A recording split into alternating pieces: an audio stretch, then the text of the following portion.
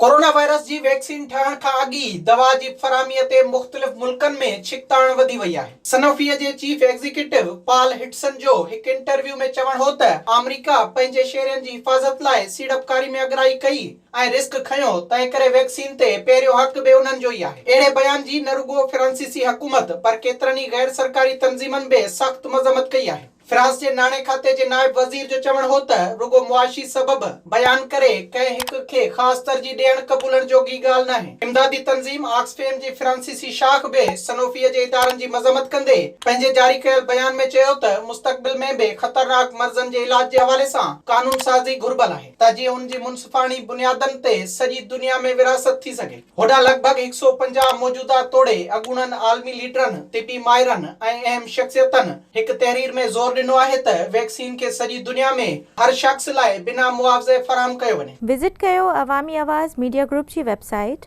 awamiawaz.pk